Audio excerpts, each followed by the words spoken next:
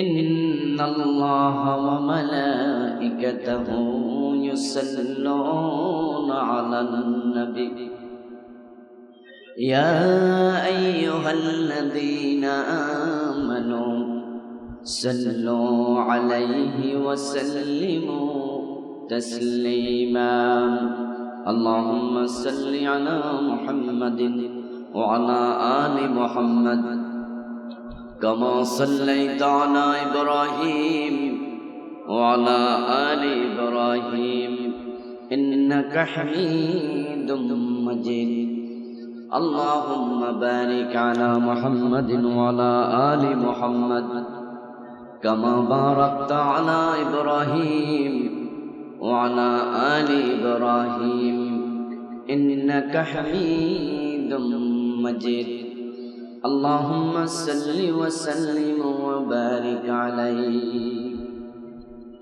معزز محترم সম্মানিত মুসল্লিয়ান কিরাম লাখো কোটি শুকরিয়া জ্ঞাপন করছি যে মহান মনিব অত্যন্ত মেহেরবানি করে আমাদের সকলকে যথাসময়ে পবিত্র মসজিদে জুমার নামাজ পড়ার জন্য হাজির হওয়ার তৌফিক দিলেন, যিনি আমাদেরকে সুস্থ রাখলেন। আমরা তাকে শুরুতে কৃতজ্ঞতা জানাই, শুকরিয়া জানাই, কালিমাতুশ শুকর করি আলহামদুলিল্লাহ। দুরূদ ও সালাম বিশ্বনবী সাইয়্যিদুল মুরসালিন ইমামুনা কুদওয়াতুনা হাবিবুনা উসওয়াতুনা সানাদুনা তাবিবু কুলুবিনা মুহাম্মাদুর রাসূলুল্লাহ সাল্লাল্লাহু আলাইহি ওয়াসাল্লামের উপর সাহাবায়ে কেরাম ও শুহাদায়ে জামের আলা ইল্লিয়িন আল্লাহ তাআলার কাছে কামনা করছি, বলুন আমিন। সম্মানিত ভাইরা, আজকে ইনশাআল্লাহ আমরা আলোচনা করতে চাই আমাদের জীবনের সাথে ইচ্ছা ও অনিচ্ছায় জড়িয়ে আছে কিছু গুনাহ, আর এই গুনার মাঝে যেগুলো বড় সেগুলোকে বলা হয় কবিরা। আমরা আজকে কবিরা গুনাহ নিয়ে আলোচনা করব। ওয়া তৌফিকি ইল্লা বিল্লাহ। কবিরা এমন একটি গুনাহ যেটা মানুষের জাহান্নামের কারণ হয়ে যেতে পারে, এবং এটি আল্লাহর কাছে খুবই ঘৃণিত একটি গুনাহ। এই গুনাহ থেকে নিজেকে যে নিরাপদ করবে, আল্লাহ ওয়াদা করেছেন তাকে তিনি নিজ দায়িত্বে জান্নাতে প্রবেশ করাবেন। আর আমরা জানি আল্লাহ কখনো ওয়াদা লঙ্ঘন করেন না। আল্লাহ তাআলা বলেছেন, ইন তাসতানিবু কাবাইরা মা তুনহাউনা আনহু নুকাফির আনকুম সাইয়্যাতিকুম ওয়া নুদখিলকুম মুদখালান কারীমা। আল্লাহ তাআলা বলেছেন যে কবিরা গুনাহ থেকে তোমাদেরকে বিরত থাকতে বলা হয়েছে, আদেশ করা হয়েছে। যদি তোমরা বিরত থাকো তাহলে আমি তোমাদের অন্য যত গুনাহ আছে, সাগায়ের আছে, আমি সবগুলা এমনিতে মাফ করে দেব। সুবহানাল্লাহ।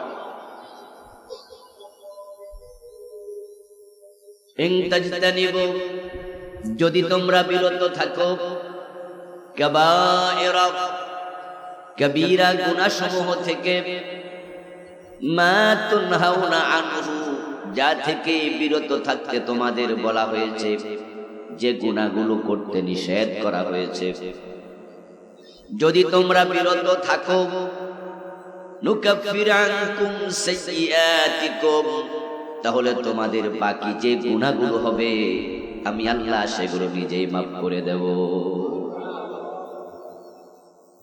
ওয়া নুদখিলকুম মুদখালান কারীমা, এবং তোমাদেরকে আমি শুধু গুনাহই মাফ করব না, আমি তোমাদেরকে সম্মানজনক জান্নাত, ওই জান্নাতে প্রবেশ করায়া দেব।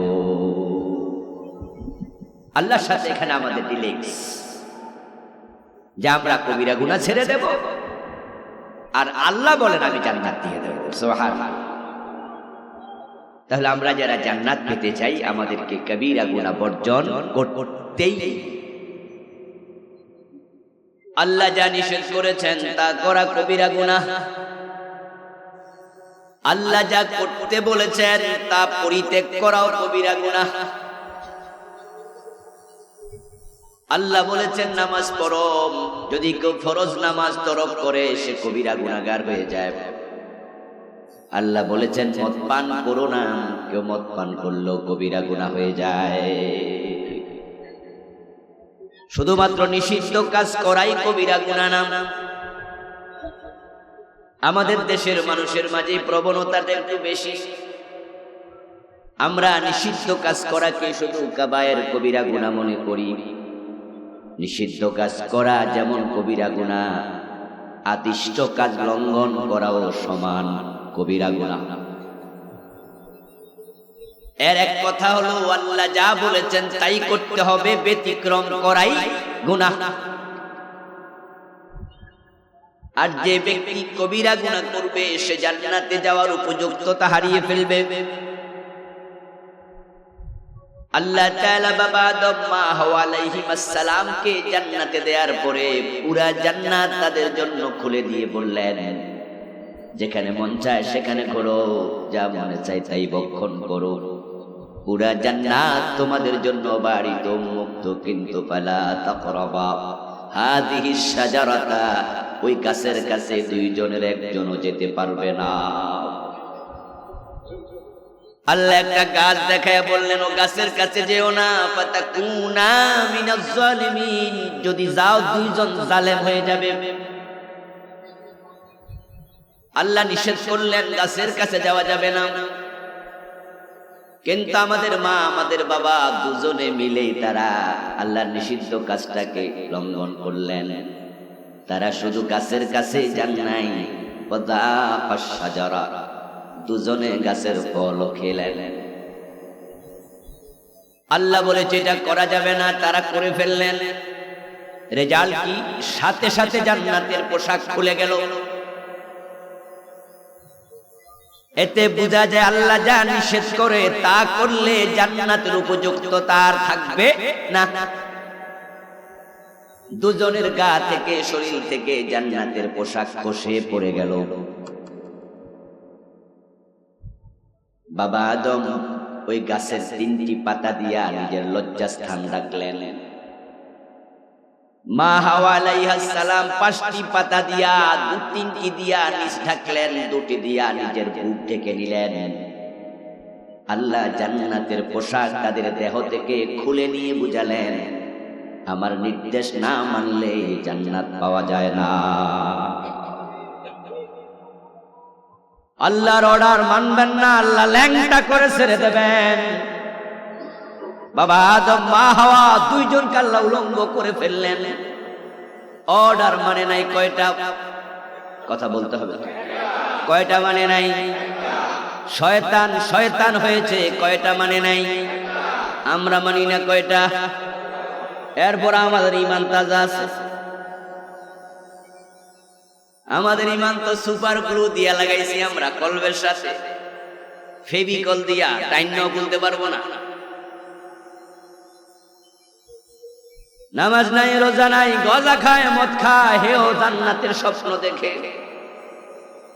এবং স্বপ্ন দেখার ধরন এমন, আপনারা যারা 5 ওয়াক্ত পড়েন, ফরজ তরক করেন না, হারাম কাজে লিপ্ত হন না, জান্নাত পাওয়ার মানসিকতা আপনার যেমন, আপনি আছেন আশা এবং ভয়ের মাঝখানে। আশা করি পাবো, নাও তো পাইতে পারি, বলা তো যায় না।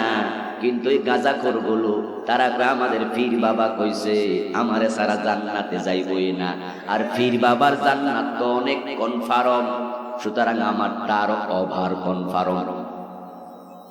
হে নিশ্চিন্তে ঘুমাচ্ছে, নামাজ রোজা দরকার নাই, জান্নাত সে পাবেই, টেনশনও নাই।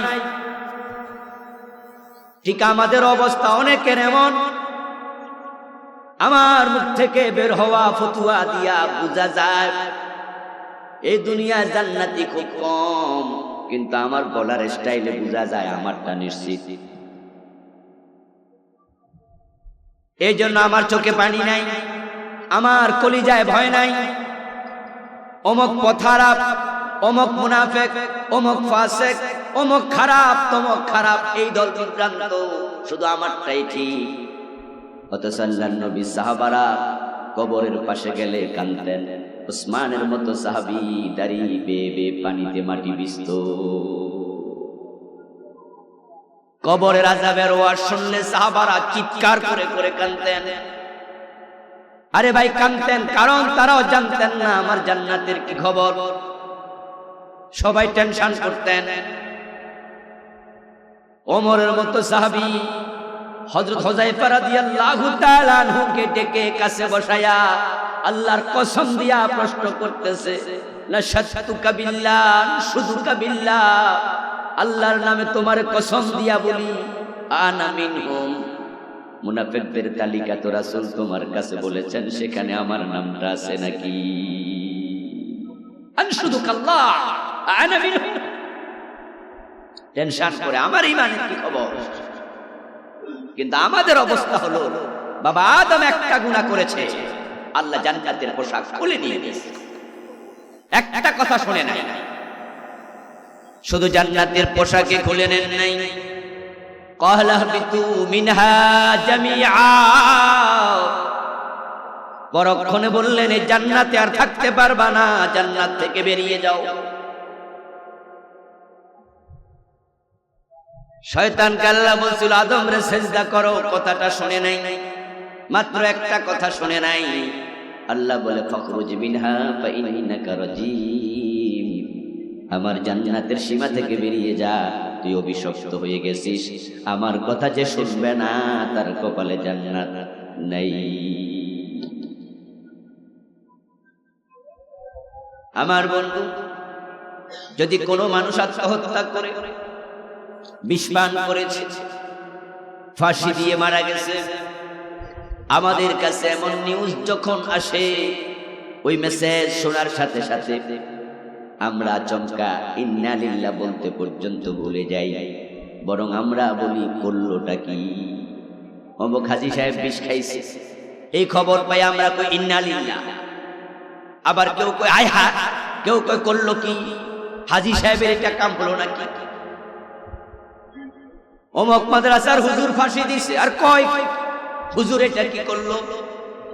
যদি কারো বিষ পানে অথবা ফাঁসিতে ঝুলে আত্মহত্যার খবর আমরা শুনি, আফসোস করে না এমন একজন মানুষও পাওয়া যাবে না, সবাই আফসোস করে। এর কারণ আমরা সবাই জানি আত্মহত্যা করা সগীরা না কবিরা, লোকটা কবিরা গুনাহ করে মরছে। এমন একটা কবিরা গুনাহ সে করলো, যে কবিরা থেকে তাওবা করার সুযোগটা তার আর নাই, সে তো করে মরে গেল, তাওবা করবে কেমনে? সে কবিরা গুনাহ করে মারা গেছে, খবর শুনে আমরা সবাই আফসোস করি, আহা করলো কি? এবার আপনাদের কাছে আমি জানতে চাই, সে যে আত্মহত্যা করলো কয়টা কবিরা গুনাহ করছে? আপনারা তার একটা কবিরা গুনার খবর শুনে আফসোস করলেন, তার আমলনামায় আরো কবিরা গুনাহ কয়টা আছে খবর কিন্তু আপনার নাই। আপনি শুধু একটার খবর জানেন, ওই একটার খবর জেনে তার জন্য আফসোস করলেন। এবার নিজের আমলনামার দিয়ে তাকায় দেখেন তো আপনার আমলনামায় কবিরা গুনাহ আছে না নাই? একটা না আরো বেশি? তো নিজের জন্য আফসোস করবেন কবে? আরেকজনের একটা কবিরা গুনার খবর শুনে আপনি আফসোস করছেন, নিজের কি খবর? আপনি মনে মনে বলছেন হুজুর আমি তো তাওবা করব। আরে ভাই তাওবা আপনি করবেন, এই নিশ্চয়তা কে দিল? ঠিক এই যে বসে আছেন, এই বসা অবস্থায় মৃত্যু হওয়ার সম্ভাবনা আছে না নাই? মরতে কোনো রোগ লাগে না, আগাম কোনো নিউজ দেয়া হবে না, মেসেজ দেয়া হবে না। সুলাইমান আলাইহিস সালামের মতো নবীকেও বসতে দেয়া হয় নাই, দাঁড়ানো অবস্থায় লাঠিতে বড় দেয়া অবস্থায় আজরাইল জান নিয়ে গেছে। কত মানুষ হঠাৎ চলে যায়, কল্পনাও করে না সে চলে যাবে। বিশেষ করে অ্যাক্সিডেন্টের মৃত্যু, বাংলাদেশে এমন একটা দিনও খুঁজে পাওয়া যাবে না যেদিন কোথাও না কোথাও রোড অ্যাক্সিডেন্ট মানুষ মরে নাই। এই বিশ্ব রোডে কত মানুষের মৃত্যুর খবর শুনলেন, রাস্তা পার হতে গিয়া মরে গেছে, প্রাইভেট কার ট্রাকের নিচে ঢুকে গেছে, যাত্রী সহ ড্রাইভার সহ 4 জন শেষ। কত নিউজ আমরা শুনি, আমার বন্ধু যে মানুষগুলো হঠাৎ করে অ্যাক্সিডেন্ট করে মরে যায়, মৃত্যুর 30 সেকেন্ড আগেও তারা জানতো না 30 সেকেন্ড পরে সে নাই। তো তাও বা আপনি জমায়া রাখছেন কার জন্য? যে মরে গেল সে একটা কবিরা গুনাহ আপনি জানেন করেছে, যা থেকে তাওবা করতে পারেনি, তাই আপনি আফসোস করলেন। এখন আপনার আমলনামা আমার আমলনামার কবিরা গুনাহ জমায়া রাখলাম কার জন্য? তাওবাটা কবে হবে? কবিরা এমন এক মারাত্মক গুনাহ যেটা করলে পরে আল্লাহ তাআলা জান্নাতের পোশাক খুলে নেয়, জান্নাত থেকে বের করে দেয়। একটা করলে পরে আল্লাহ তাআলা শয়তানের মতো আপনার উপর নারাজ হয়ে যেতে পারে। এজন্য আমরা কাবায়ের থেকে বাঁচতেই হবে, কবিরা থেকে বাঁচলে জান্নাত নিশ্চিত হবে ইনশাআল্লাহ। আল্লাহর ওয়াদা, যদি তোমরা কবিরা থেকে বেঁচে থাকো আমি অন্য গুনাহ ক্ষমা করব এবং আমি আল্লাহ নুদখিলকুম, আমি প্রবেশ করাবো জান্নাতে। সুবহানাল্লাহ। কবিরায় লিপ্ত থেকে জান্নাতের আশা করা এটা সঠিক নয়, মোটেও ঠিক নয়। আমরা আল্লাহর রহমান রহিম এই দুটি নাম শুনতে শুনতে, গফুর গফফার শুনতে শুনতে, তিনি যে আজিজ, তিনি যে জব্বার, তিনি যুল ইনতিকাম, তিনি কাহ্হার, এই নামগুলো আমরা ভুলেই গেছি। আল্লাহ কিন্তু শুধু রহমান নয়, তিনি আজিজ, তিনি শুধু রহিম নয়, তিনি জব্বার। তার মতো কঠোর দিলওয়ালা কেউ নাই। শুধু রহমতের খবর শুনলেন, তার মতো কঠোর কেউ নাই, যেটা আপনি পারবেন না, তিনি পারেন, কল্পনাও করতে পারবেন না। তিনি কতটা কঠোর হলে পরে যে ইব্রাহিম আলাইহিস সালাম চাইতে চাইতে একটা সন্তান আল্লাহ থেকে মঞ্জুর করলো। রব্বি হাবলি মিনাস সালিহিন বলতে বলতে আল্লাহ কয় যা একটা দিলা। জন্মের পরে সে আল্লাহ বলে কিনা তারে তুমি রাইখা আসো মক্কা শরীফ। ইয়াজিদ উনি থাকেন সিরিয়া, কোথায় মক্কা, শত শত মাইল।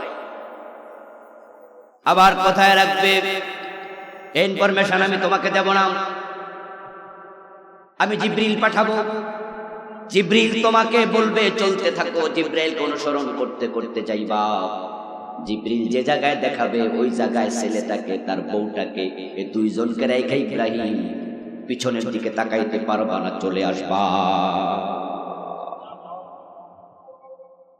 বাড়ি নাই, ঘর নাই, গাছ নাই, কিছু নাই, এই মরুভূমির মাঝে বউ রেখা এই কোলের কলিজার টুকরা সন্তান 86 বছর বয়স, চাইতে চাইতে আল্লাহ দিছে, দিয়া কয় মরুভূমিতে রাখতে আসো, যাও চলে আসো। আরে ভাই এসা শিকদারের কইলো হে বাড়ি হে কইতো আরে কেমনে এই মরুভূমির মাঝে ছোট্ট বাচ্চাটা রাখতে আসে, তার অন্তরে দয়া আছে। কিন্তু আল্লাহ যখন আজিজ নাম ধারণ করেন, জব্বার ধারণ করেন, কাহ্হার ধারণ করেন, তার অন্তরে সামান্য দয়া সেটা ফোটাও থাকে। তিনি প্রতিটা নামে পরিপূর্ণ। যখন রহমান হন তখন যেমন তার দয়া দিয়া সবাইকে বাসায়া দেন, যখন কাহ্হার হবেন কাউকে ছাড়বেন না। এজন্যই তো যখন কাহ্হার সুরত ধরে আল্লাহ আবির্ভূত হবেন সব নবী চিৎকার দেন ইয়া নাফসি ইয়া নাফসি ইয়া নাফসি। কোন নবী আল্লাহর চেহারার দিকে তাকানোর সাহস করবে না। يوم يقوم الروح والملائكة صفا لا يتكلمون। নিষ্পাপ ফেরেশতারা যারা কোনোদিন গুনাহ করে নাই, গুনাহ করার মতো কোনো গুনার প্রবণতাও নাই, ওই ফেরেশতারা পর্যন্ত ভয়ে কথা বলবে না। লা ইয়াতাকাল্লামুন, কেউ কথা বলবে না। সাফা কাতারবদ্ধ হয়ে দাঁড়াবে। তাফসীর যারা লাইন পড়ে তা লেখেন যে তারা তাদের পাখাগুলো এভাবে নাড়বে, কিন্তু মুখ থেকে কোনো ফেরেশতার কথা আসবে না। জিবরিল আমিন পর্যন্ত চুপ করে থাকবে। আজকে কেউ কথা বলবে না। আল্লাহ আজকে এমন মেজাজ দেখাবে যে ডরে নবী মুহাম্মদ বলে আমিও কথা বলবো না, ফাখিরু লাহু সাজিদা। আল্লাহর মেজাজ দেখে আমি সিজদায় পড়ে যাব।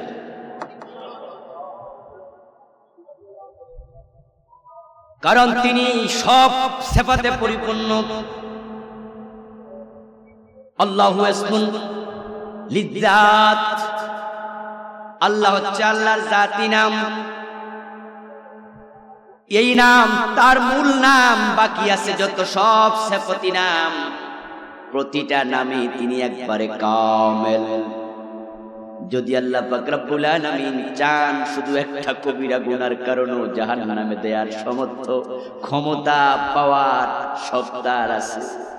তাই যদি তিনি একটার জন্য ধরে কপালে জান্নাত নাই।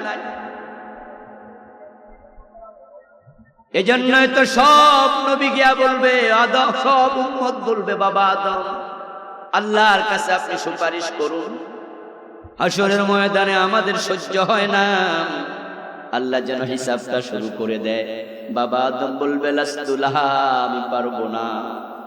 সন্তানেরা বলবে কেন পারবেন না? আপনি না সফিউল্লাহ, আল্লাহর বন্ধু। আপনি না সফিউল্লাহ, আপনি না আল্লাহর দোস্ত, কেন পারবেন না? জান না, একটু বলেন না। আল্লাহ তুমি হিসাবটা শুরু করো, সহ্য হচ্ছে না। তোমার বান্দারা কারো হাঁটু, কারো মাজা, কারো মাথা ঘামে ডুবে আছে, সূর্যের তাপে ঘাম উতরাচ্ছে, তারা অসহ্য হয়ে গেছে। হিসাবটা শুরু করো। বাবা কেন পারবেন না? আপনারা সফিউল্লাহ। উনি তখন বলবেন, জান্নাতে আল্লাহ আমারে মানা করছিল গাছটার কাছে যাইও না, আমি কিন্তু গেছিলাম। আল্লাহ যদি আজকে বলে আদম হিসাব শুরু করলাম, তবে তোরে দিয়া জবাবটা তুই দে, কেন গাছের কাছে গিয়েছিস?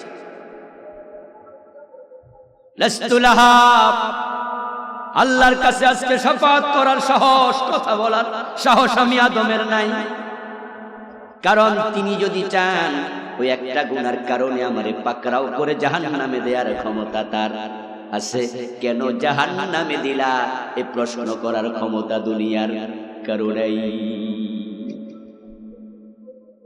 এজন্য বাবা ইব্রাহিম বলবেন আমিও পারবো না, মুসা নবী বলবেন আমি পারবো না। অথচ মুসা হচ্ছে আল্লাহর এত প্রিয় যে আল্লাহ তাআলা এই দুনিয়াতে একজন নবীর সাথে সরাসরি কথা বলেছেন, উনি হযরত মুসা। ওয়াকাল্লাম আল্লাহু মুসা তাকলিমা। এবং মুসার সাথে আল্লাহ যখন কথা বলতেন লম্বা কথা বলতেন।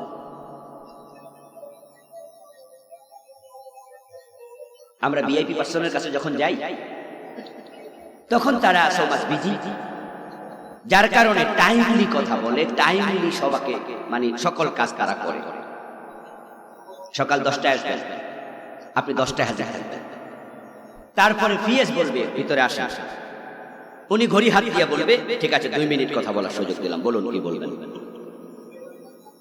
2 মিনিট পার হবে, বলা শেষ করতে পারেননি, আপনার ব্যাপার, প্লিজ গো। আরেকজন আসে।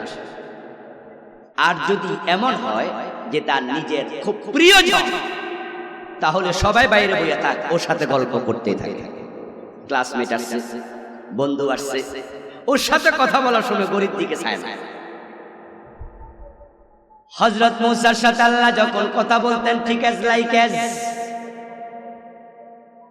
এমন কিছু কথা কোরআন মাজিদে পাওয়া যায়, এগুলো আল্লাহ কেন বলেছেন আমরা বুঝি না। মুসা আলাইহিস সালামকে আল্লাহ তাআলা নবুয়ত দিলেন, তারপরে আবার মুসার সাথে আল্লাহ তাআলা বললেন আমি আছি, আনা আখতারতুকা, আমি তোমাকে নবুয়তের জন্য মনোনয়ন করে দিয়েছি। এবার গল্প শুরু। আমা তিলকা বিয়ামিনিকা ইয়া মুসা, ও মুসা তোমার হাতে এটা কি? আল্লাহ বলে দেখেন না। মুসা নবী কয় হিয়া আসায়া, এটা আমার লাঠি। উত্তর কিন্তু শেষ নয়, তিনিও গল্প মজে গেলেন। আতাওয়াক্কাউ আলাইহা ওয়া আশু বিহা আলা গনামি ওয়া লিয়া ফিহা মাআরিবু উখরা। আল্লাহ জিগায় নাই এই লাঠি দিয়া কি করো। মুসা নবী আল্লাহর সাথে নিজ গল্প শুরু করে দিলেন, এই লাঠি দিয়ে আমি ভর দিয়া পাহাড় থেকে নামি, আবার যখন মাঠে ছাগল চড়াই, গাছ পাইলে গাছ থেকে আমি ছাগলের জন্য পাতা কালেকশন করি, এবং এই লাঠি দিয়ে আমি আরো কত কাম করি।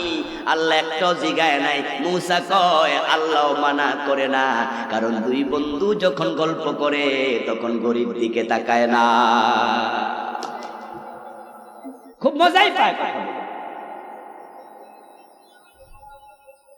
সেই মূসাকে আল্লাহ তাআলা হাসরের দিন অবস্থাটা কি করবেন? লোকজন বলবে আপনি তো কালিমুল্লাহ, আল্লাহর সাথে কত কথা কইছেন, আজকে একটা কোন শুধু আজকে শুধু বলবেন যে আল্লাহ হিসাবটা শুরু করুন। মানুষ কষ্টে আছে।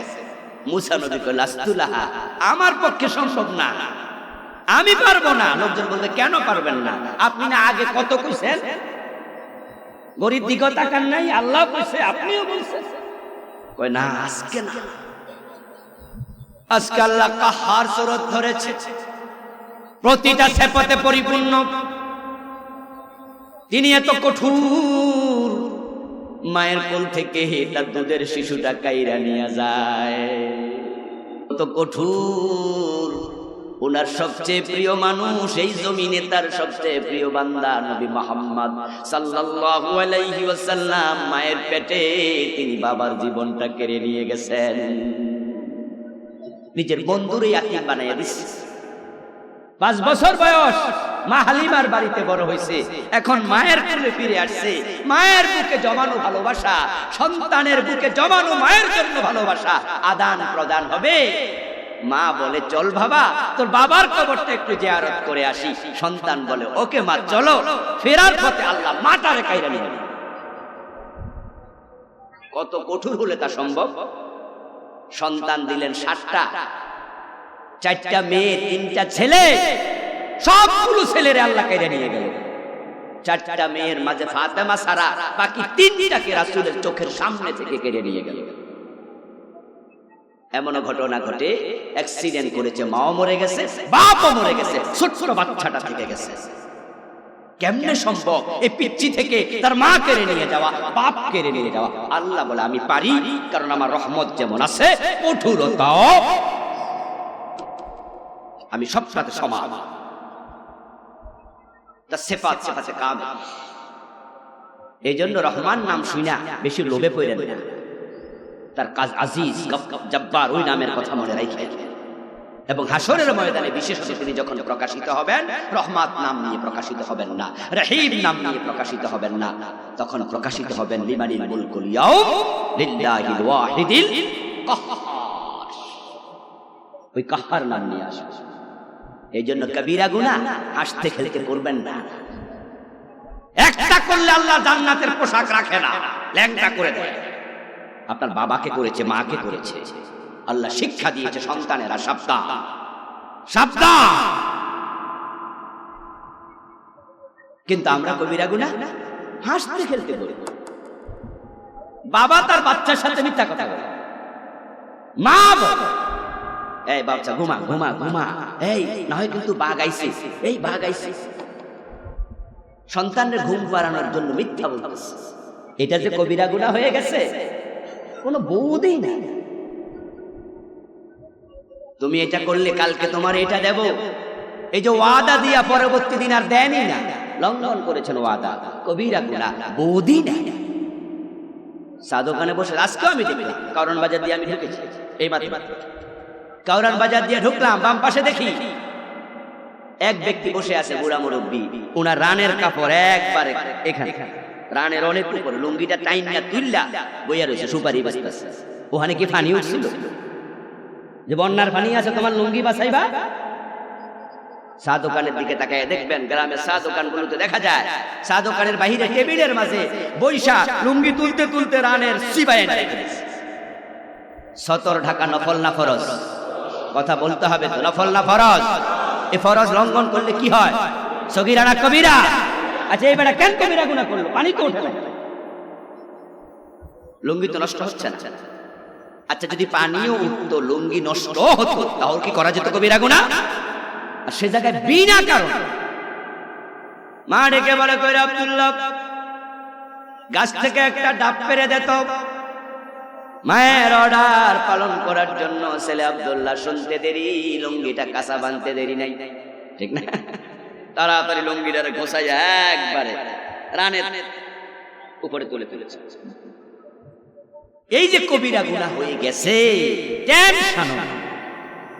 অথচ একটা কবিরা গুনার কারণে আল্লাহ বাবা আদমকে, আল্লাহু আকবার, মা হাওয়াকে কি করলেন? জান্নাত থেকে পর্যন্ত আউট করে দিলেন। এখন এই কবিরা হয়ে যেতে পারে, আপনার হয়ে যেতে পারে, আমার মানুষ হিসাবে গুনাহ হবে। এটা কিন্তু অস্বাভাবিক নয়, এটা একটা স্বাভাবিক প্রক্রিয়া। গুনাহ হয়ে যাবে, গুনাহ থেকে বেঁচে থাকা আমাদের জন্য অসম্ভব। এমন শব্দ প্রয়োগ করেছি, অনেক ওয়েটফুল শব্দ, অসম্ভব। একটা মানুষ চাইলেও গুনাহ থেকে বাঁচতে পারবে না। এটা মানুষের অভ্যাস, ফিতরতি, জিবিলি, কলব, সৃষ্টিগত তাবিয়াত, সে গুনাহ করবে। গায়ে জামা দিয়ে আপনি যতই সেফ থাকেন, যতই একবারে কারো গায়ে লাগবেন না, ধুলাবালি যেন না পড়ে, একাধারে 3 দিন 5 দিন গায়ে রাখেন, দেখবেন এটা আলটিমেট নোংরা হবে। বাতাসে অক্সিজেন আছে তো, অক্সিজেনের আর্দ্রতার কারণে, বাতাসের মাঝে পানির আর্দ্রতা আছে, ওই আর্দ্রতার কারণে ধুলাবালি লাগে, ওই ধুলাবালি গায়ে লাগবে, জামা আলটিমেট ময়লা হবে। হাজারো চাইলেও আপনি এটাকে ভালো রাখতে পারবেন না। ঠিক মানুষও তেমন, ওদের ভিতরে আল্লাহ তাআলা সৃষ্টিগতভাবে এমন কিছু চাহিদা দিয়েছে, যেই চাহিদার কারণে আপনি গুনাহ করতে বাধ্য। মানুষ গুনাহ করবে আর আল্লাহ দোজখে ফেলে দেবেন, এমনটা হলে জান্নাতে নবীরা ছাড়া কেউ যাইতে পারবে না, জান্নাত খালি থাকবে। এই জন্যই তো আল্লাহ কাহার নামের সাথে রহমান নাম রেখে দিয়েছে। এই মানুষগুলো গুনাহ করার পরে যখনই তাওবা করবে, আল্লাহ রহমত ঢাইলা তারে পরিষ্কার করে দেবেন, একবারে সাফ করে দেবেন। এমন ভাবে করবেন মনে হয় সে গুনাহ করেই নাই, দাগটাও থাকবে না, সব। বাবা আদম আলাইহিস সালাম যা করলেন, মা হাওয়া সহ, আমরা তাদের আল্লাহর নির্দেশ লঙ্ঘন করাটাকেই শুধু সামনে আনবো না, আমরা পরবর্তী ঘটনার দিকে তাকালে দেখব গুনাহ করার পর বাবা আদম মা হাওয়া যখন বুঝলেন জান্নাতের কাপড় তো সরে গেল, খসে পড়ে গেল, বুঝে ফেলছেন কামটা ঠিক হয় নাই। আল্লাহ তো মানা করছিল গাছের কাছে যাইও না।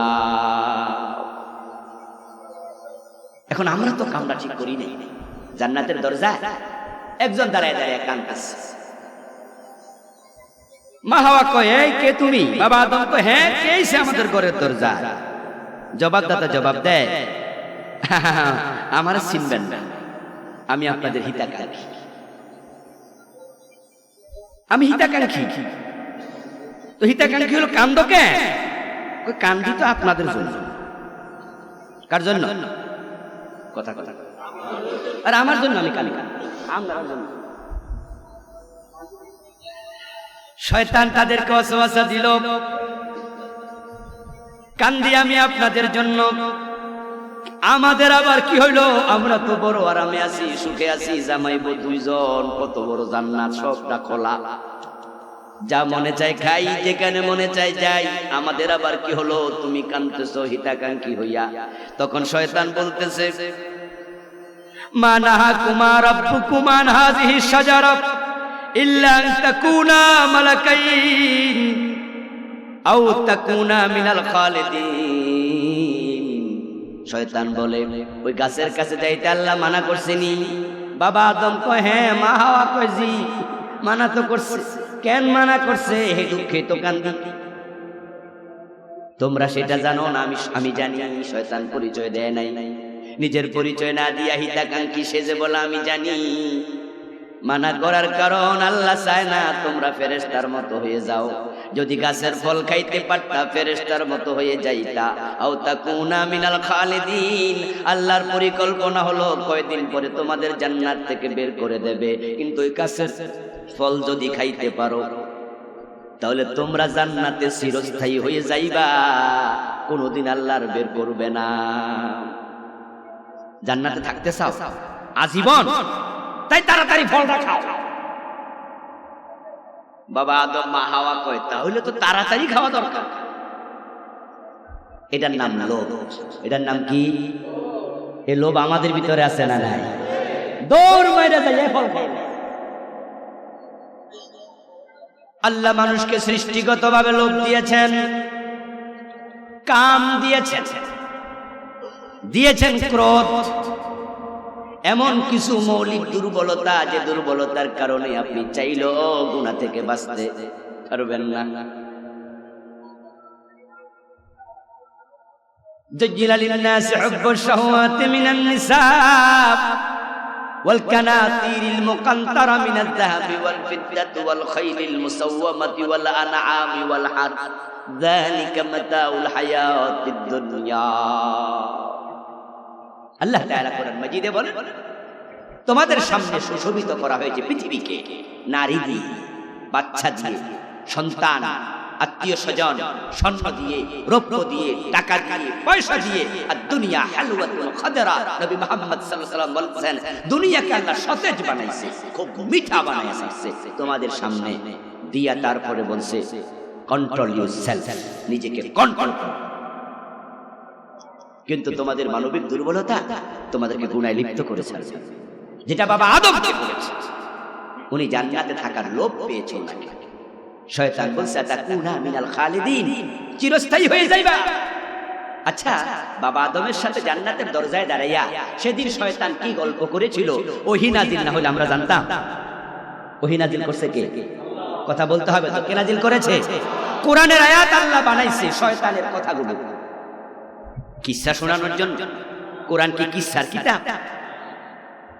আল্লাহ তাআলা আপনাদের বুঝাচ্ছেন, আমাদেরকে বুঝাচ্ছেন এই জাতীয় লোভ তোমাদের ভিতরেও আছে। বেশি লোভে পইরা আদমের কাপড় গেছে খুইলা, তোমাদের যেন তা না হয়, সতর্ক থাকো। কাম থাকবে, বিপরীত জিনসের প্রতি আকর্ষণ, এটা সৃষ্টিগত। প্রত্যেকটা সুন্দরী নারীর সাথে ফেরেশতা আছে, কিরামান কাতিবিনা ইয়ালামুনা মা তাফআলুন। তোমরা যা করো তা লেখার জন্য তোমাদের কাছে সম্মানীয় লেখকেরা আছে, ফেরেশতারা আছে। প্রত্যেকটা সুন্দরী মেয়ের সাথে আছে। কিন্তু কোন সুন্দরী মেয়েকে ফেরেশতা কি প্রেমপত্র দিছে? মিস কল দেয়, এসএমএস করে না। কারণ ফেরেশতা সুন্দরী মেয়ের কাছে আছে বটে, কিন্তু কোন নারীর প্রতি তার অন্তরে কোনো আকর্ষণই নাই, আল্লাহ সেটা দেয়নি। কিন্তু 80 বছরের বুড়া ও রাস্তা দিয়ে সুন্দরী মেয়ে হেঁটে গেলে যদি উনি ওদিকে তাকায়, তার চোখের মাঝে একটা মজা তৈরি হয় কিনা? হবে, ডেফিনেটলি। আপনি যত বড় হাসি হন, যত বড় গাজী হন, সুন্দরী নারীর সামনে যাবে বেপর্দা অর্ধুলঙ্গ হয়ে, আপনার অন্তরে তার প্রভাব পড়বেই। একজন পীর সাহেবের কাছে মুরিদ চিঠি লিখছে, হুজুর আলহামদুলিল্লাহ, আপনার দেয়া সবক আমার নফসকে কন্ট্রোল করতে শিখিয়েছে। আপনি যেভাবে আমাকে সবক দিয়েছেন আমি তা পালন করে চলছি। হুজুর আলহামদুলিল্লাহ, আপনি শুনে খুশি হবেন। গত অমুক দিন আমি বাসে করে সফর করছিলাম, ঠিক আমার পাশে এসে একটা সুন্দরী মেয়ে বসে গেল, আমার গায়ের মাঝে লেগে গেল। যখন গাড়ি আঁকা বাঁকা পথে চলে, বারবার সে সুন্দরী নারীটা আমার গায়ের সাথে ধাক্কা খেয়েছে। কিন্তু হুজুর আমার অন্তরে কোনো রকমের পরিবর্তন আসেনি, আমার দেহ আসেনি। হুজুর আপনার সবকের তাসির। হুজুর সিটি পয়রা সিটি লিখছে, তুই ডাক্তার দেখা।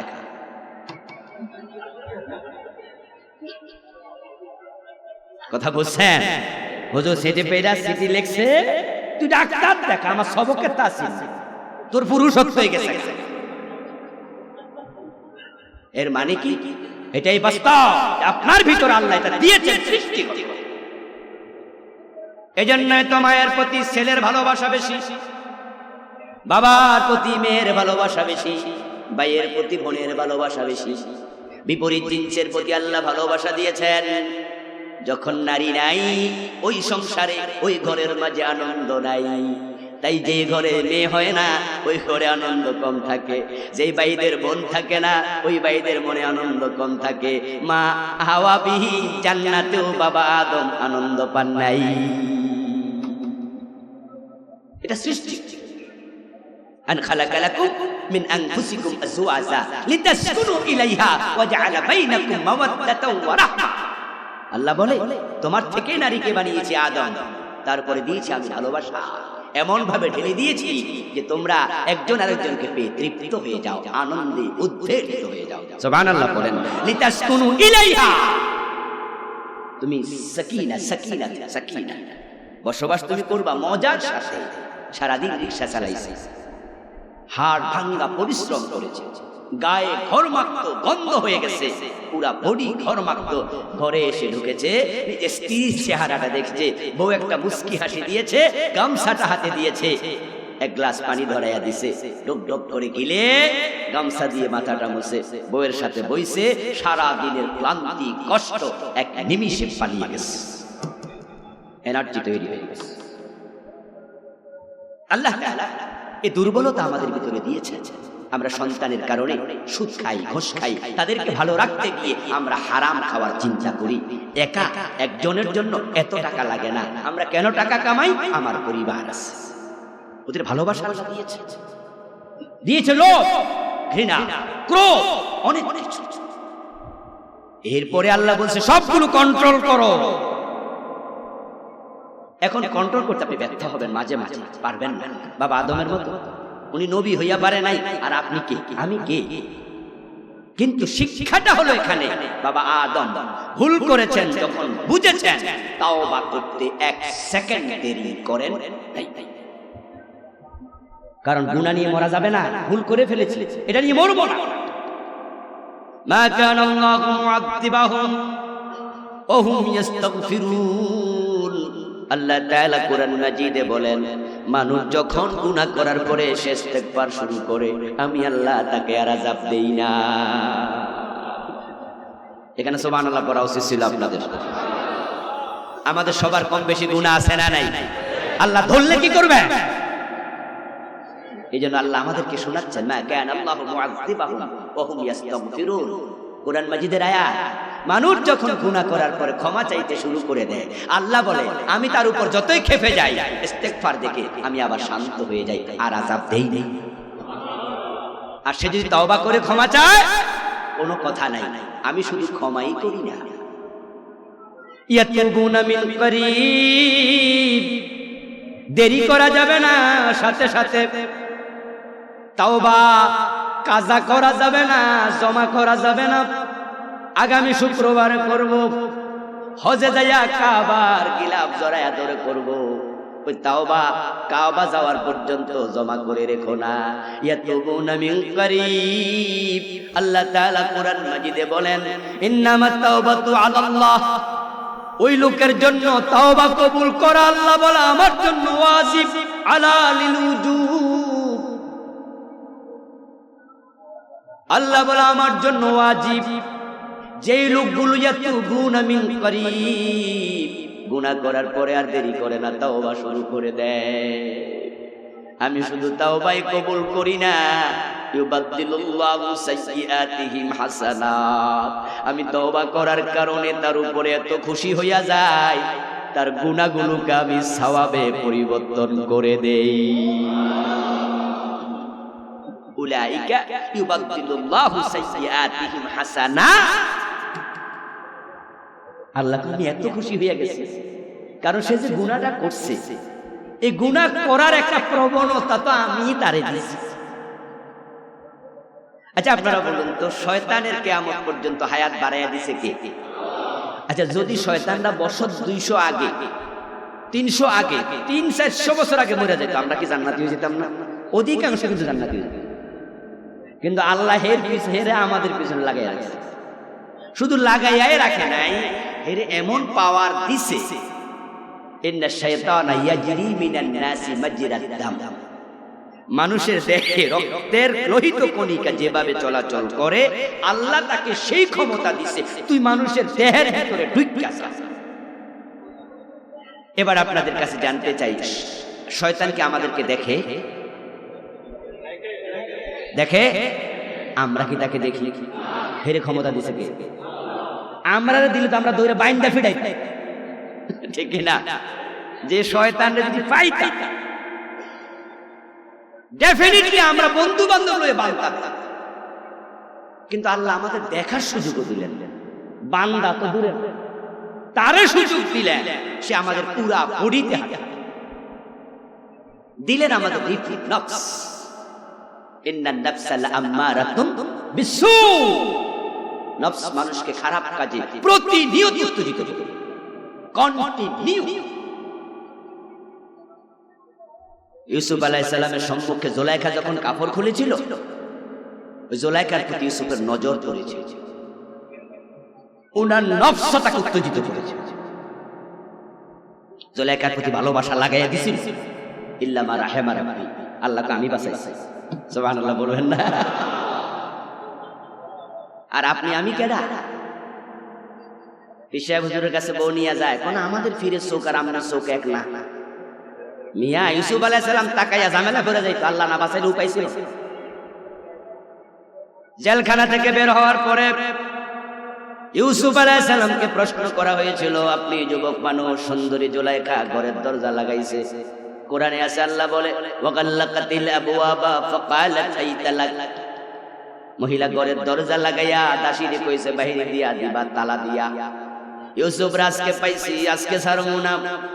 আর ইউসুফরে পাওয়া অনেক বড় পাওয়া, কারণ ইউসুফের মতো সুন্দর মানুষ পৃথিবীতে আর একজন নেই। ওয়ালাকাদ খালাকনাল ইনসানা ফি আহসানি তাকবীম, এই আয়াতের সবচেয়ে বড় মিসদাক হযরত ইউসুফ, যে মানুষরা আমি সুন্দর বানাইছি। আল্লাহু আকবার। সৌদি আরবে উমরা অথবা হজে গেলে দেখবেন পৃথিবীর সব জাতের মানুষ আছে, কালাও আছে, সুন্দরও আছে। কোনটার দিকে তাকাইলে মনে হবে বৃষ্টি আইতাছে, মেঘ আইতাছে। ব্ল্যাক বোর্ডও এত কালা না, ওই ব্ল্যাক বোর্ডও দলা আছে। আমি ব্রাহ্মণবাড়িয়া নবীনগরে ফাজিল মাদ্রাসায় কিছুদিন লেকচারার ছিলাম, বছর দুয়েকের কাছাকাছি। তো আমাদের প্রিন্সিপাল সাহেব হুজুর ছিলেন একবার কালো মানুষ, কিন্তু খুব ভালো মানুষ।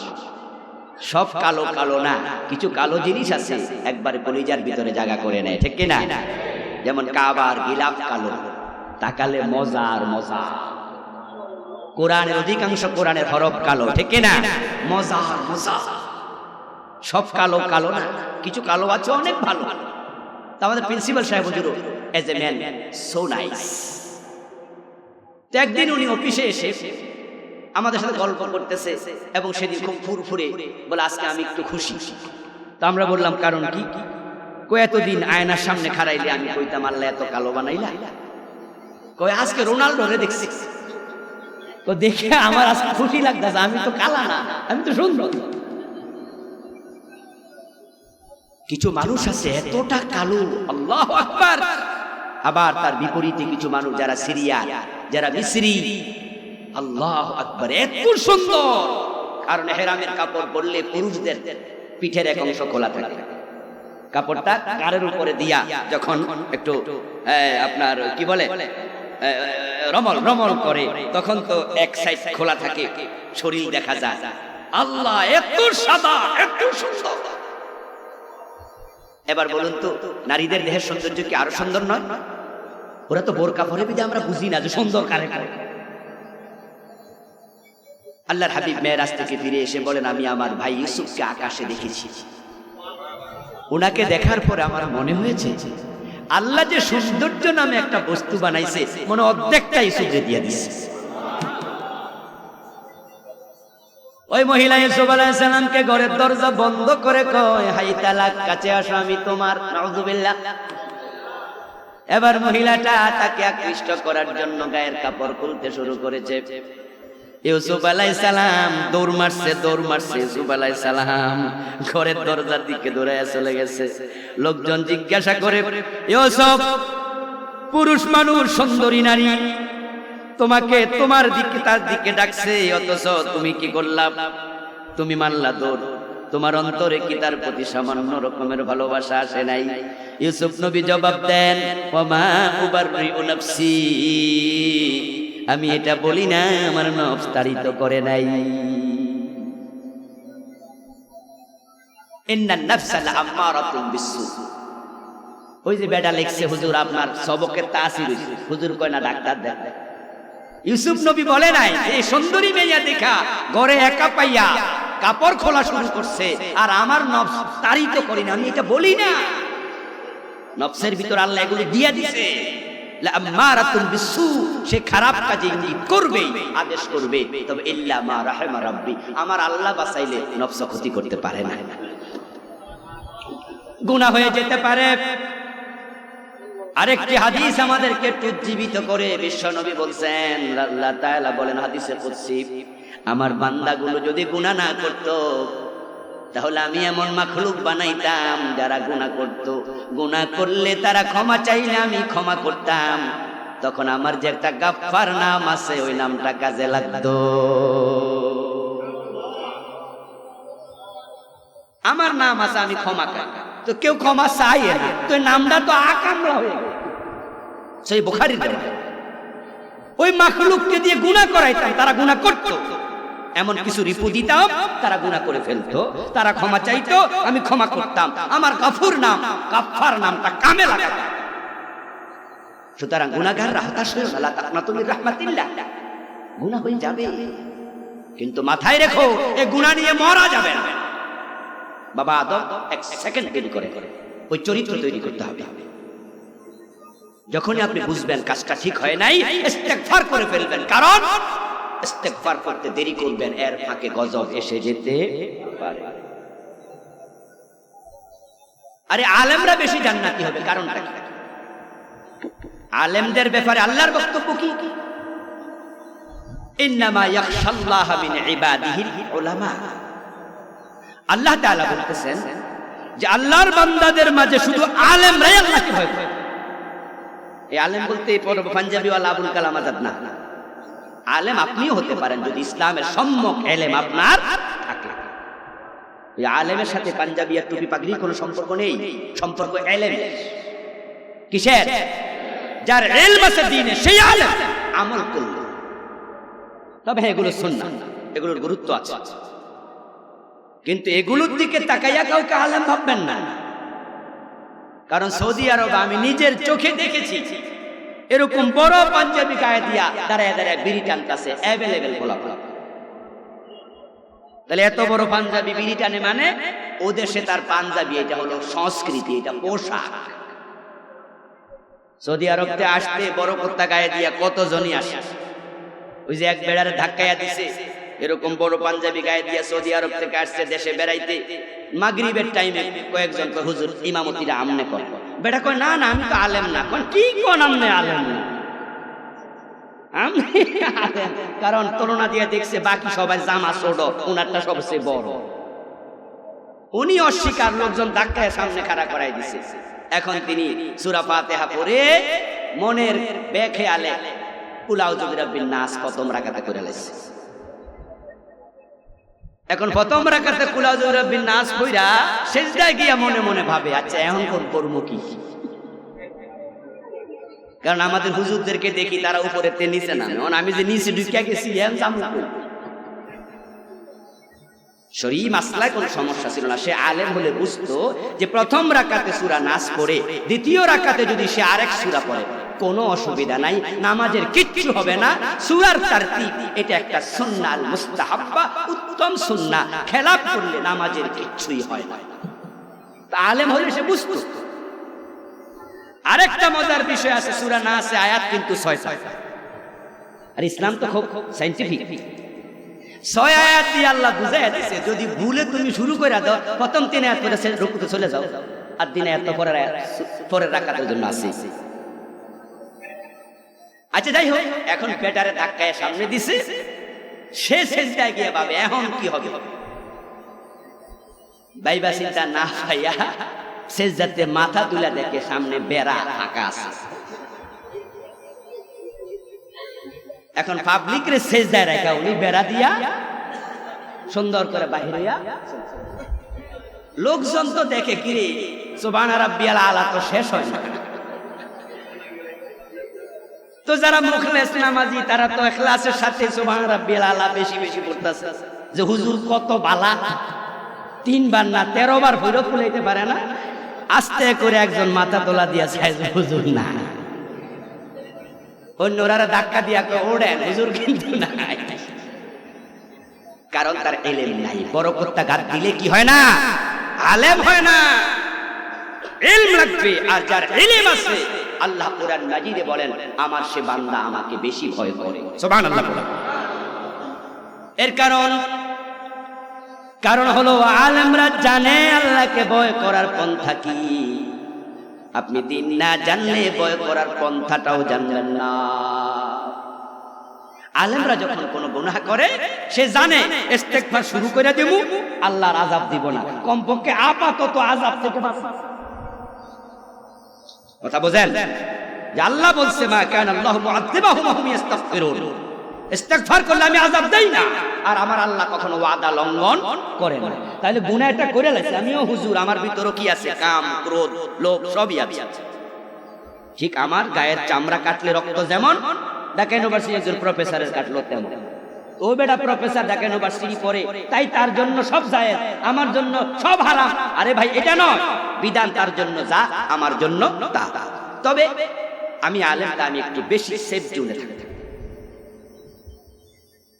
এখন কি হলো, আলেম গুনাহ করে ফেলছে, সে সাথে সাথেই ইস্তেগফার শুরু করে। আরে গুনাহ থেকে মাফ পরে তাওবা করমু, গোসল টোসল কইরা করব, মদ খেয়ে ফেলছি আস্তাগফিরুল্লাহ আযীম, বন্ধুর পাল্লায় পড়ে মদ পেটে দিয়ে বুঝছে আয় হায় করলাম কি কবিরা গুনাহ, আস্তাগফিরুল্লাহ আল্লাহ আমি মাফ চাই, আমি ক্ষমা চাই, কমপক্ষে গজব থেকে বাঁচবো, আল্লাহর ওয়াদা গজব আমি দিব। তারপরে এবার আলেম বলে হায়রে যদি মরে যাই, আল্লাহ আমি মাফ চাই, আমি তওবা করছি, আর জীবনে মদ খাবো না। কথা বোঝেন? কিন্তু জেনারেল লোকেরা কেমনে ইস্তেগফার করবে সেটাও বোঝে না, কেমনে তওবা করবে সেটাও বোঝে না। আল্লাহ কয় তাই তারা আমারে ভয় পায়। রাস্তার মোড়ে যাবেন, কম্পিউটার দোকানে গেলে দেখবেন 9 পাস 10 পাস ইন্টারমিডিয়েট পাস পোলাপান কম্পোজ করতেছে।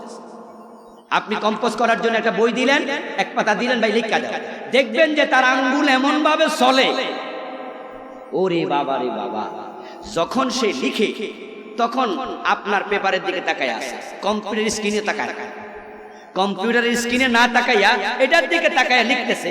আমি আশ্চর্য হলাম যখন সে কোথাও রয়ের ফোঁটা দেয় নাই, ভুলে ভ লিখছে, তার মাথায় আসছে তো আরেক টিপ দিয়ে এটা মুচ্ছে আবার র লিখে লিখছে।